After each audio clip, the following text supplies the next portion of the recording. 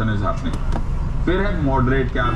Most of the provisions, बड़ा simple सा तरीका है, इसको बड़ा अच्छे से जो 1 and 3 में नहीं है, यानी कि जो सिंपल नहीं है और जो रिजिड नहीं है, वो मॉडरेट है. तो 90% ऑफ आपके जो कॉन्स्टिट्यूशनल अमेंडमेंट बिल्स है वो एक्चुअली मॉडरेट टाइप है. मैं तुम्हारे सामने मैंने कुछ भी डिलीट नहीं किया है. It is absolute majority plus 2/3 president voting. Most of the provisions, चाहे वो फंडामेंटल राइट से रिलेटेड हो, डीपीएसपी से रिलेटेड हो, ये सारे के सारे moderate variety.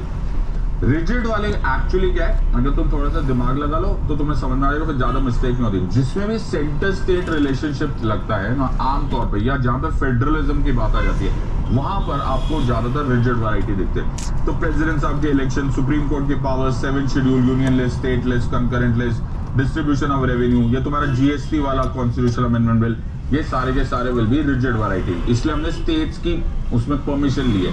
Okay, so you have to be very logical, है ना ये. तो I hope you understanding, because आप स्टेट्स को इन्वॉल्व कर रहे हो, because it has got to do something with the states, that is why these are rigid varieties. Okay, so you have again simple majority, absolute majority, special majority. Criticism क्या है?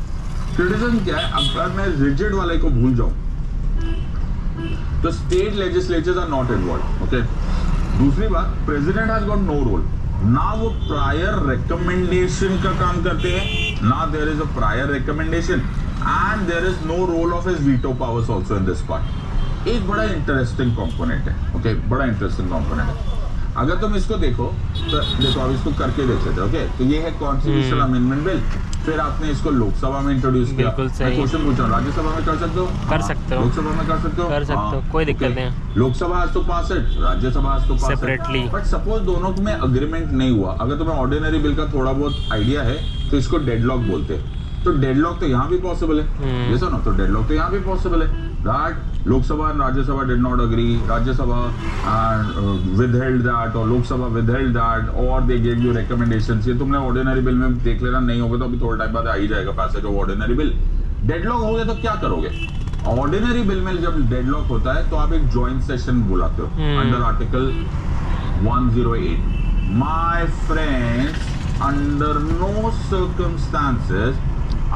no circumstances can a joint session be called. In a constitutional amendment bill, you cannot call a joint session. Picture clear? इसका मतलब क्या? Lok Sabha has to pass it, Rajya Sabha has to pass it, but they have to pass it separately. ये vision of the founding fathers था कि जो constitutional amendment bill है उसे जोर जबरदस्ती नहीं होना चाहिए. देयर शुड बी नो जोर जबरदस्ती in that case, in that sense that there should not be force. Article 108 joint session करीब करीब एक तरह से फोर्स यूज करने वाली बात है कि नहीं जा रहा जी तो चलो इसको जॉइंट सेशन बुला के किसी तरह से let's push it through. No pushing it through my friend. Lok Sabha and Rajya Sabha has to pass it separately. अगर तुम थोड़ा सा दिमाग लगा के देखो तो 124th कॉन्स्टिट्यूशनल अमेंडमेंट बिल था, जो 103rd कॉन्स्टिट्यूशनल अमेंडमेंट बना, जो नरेंद्र मोदी साहब ने बनाया with regard to economic weaker section reservation जो 10% है. तो 124th constitutional amendment bill, 103rd constitutional amendment कैसा हो सकता है? तो बाकी 21 कहाँ गए? वो 21 गए. Why? Because separately had to pass. जरूर कहीं ना कहीं ब्लॉक हुआ होगा एंड देयरफॉर वो 21 गए. Are you understand? Another important part जो तुम्हारा समरी करने से पहले मैं तुम्हें एक बात बता देता हूँ. पास होना है कि एग्जाम करो. एक लिस्ट है लक्ष्मीकांत पे, और लक्ष्मीकांत से नहीं भी अगर तुम्हें पढ़ना है, कहीं और से भी पढ़ना, either ways I don't care. At least do the list of all the amendments, जो कॉन्स्टिट्यूशनल अमेंडमेंट्स ये जो लक्ष्मीकांत में दिए, गो थ्रू दैट. मैं नहीं बोलता सारी मेमोराइज करो, लेकिन वो तुम्हें खुद समझ में आ जाएगा कि कौन सी रिलेटेड है कौन सी नहीं. जैसे बेसिक स्ट्रक्चर से रिलेटेड अमेंडमेंट्स याद कर लो, जैसे फर्स्ट कॉन्स्टिट्यूशनल अमेंडमेंट, ओके, ये पढ़ लो. This is you should know क्या हुआ था, वॉज इट अलाउड नॉट और नॉट. 17th पढ़ लो, 42nd पढ़ लो, 44th पढ़ लो, 38th 39th पढ़ लो. These are crucial ones. 52nd पढ़ लो. आई होप सबको याद है एंटी डिफेक्शन वाली. Okay, these are the one. 90 the Indira Sawhney के बाद वाली 77th 82nd 85th एटसेट्रा, ये सारी पढ़ लो जो रिजर्वेशन से रिलेटेड है. अभी वाली पढ़ लो, 103rd वाली पढ़ लो, द लैंड बाउंड्री एग्रीमेंट वाली 100th पढ़ लो. These are some of them which you better know, right?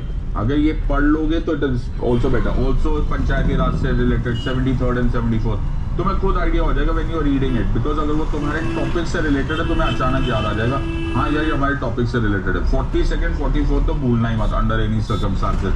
ये बड़े काम की अमेंडमेंट्स है, बिकॉज इंदिरा गांधी एंड मोरारजी देसाई वाली अमेंडमेंट्स है, ये बड़ी इंपॉर्टेंट अमेंडमेंट्स है। 39th पढ़ लो because it was the first one which was challenge, मैंने लिखा हुआ था, ओके। तो 39th पढ़ लो। So this is very important with regards to Article 329A, Indira Nehru Gandhi versus Raj Narayan case इसके बेटर पे हुआ था। So you should know some of these amendments से बड़ी काम आएंगी। तो make sure that you have a list। कुछ चीजें एग्जाम में आपको मेमोराइज करके चले जाने में समझदारी है, right? Because if you don't do this, then you are in trouble because they can certainly ask you, if not directly they can ask you, वो घुमा के क्वेश्चन आ ही सकता है। So be careful on that part। अगर मैं इस पूरे situation को देखूं, ओके, एज अ समरी, तो इसमें भी एक क्वेश्चन आ जाता है। कॉन्स्टिट्यूशनल अमेंडमेंट बिल्कुल लेजिस्लेटिव प्रेरोगेटिव बोलते हैं। लेजिस्लेटिव प्रेरोगेटिव क्योंकि तुमने नोटिस किया प्रेसिडेंट साहब का ना पहले काम था ना प्रेसिडेंट साहब का लास्ट में काम था, okay. Neither for introduction nor for veto, right. So it is a legislative prerogative, legislative की मर्जी है। Executive has no role. It is a combination of rigidity and flexibility. India में it is a combination of rigidity and flexibility. Rigid पढ़ना है तो US पढ़ना होता है, फ्लेक्सिबल पढ़ना होता है तो you read it in English. So the point here is Indian founding fathers, the founding fathers of India's constitution, they thought let's combine it as rigidity and flexibility. इसकी क्रिटिसिज्म बहुत common आती है, okay. Criticism बड़ा commonly आती है। विधानसभा का role नहीं होता है except in rigid variety, okay. क्यों नहीं होता? Why is it left to the parliament? इसी पॉइंट पर, अगर सिर्फ इसी पॉइंट पर भी ले दिया जाए ना, तो फिर इंडिया में आ जाएगा कि India is a quasi federal state, okay. Why? Because it is a unitary territory, okay. हमने बाकी सारी पावर्स तो हमने सिमेट्रिक किया, लेकिन ये एसिमेट्रिक कर दिया। So this is another very important concept with regards to the constitution amendment bill. This is what we are going to do today. Article 51A, 42nd constitutional amendment act 1976 में, okay, article 51A introduce किया गया था as part 4A of the constitution. इसका एक political reason था। अगर तुम 1976 का ये फेज देख लोगे तो it is right in the middle of 25 June 1975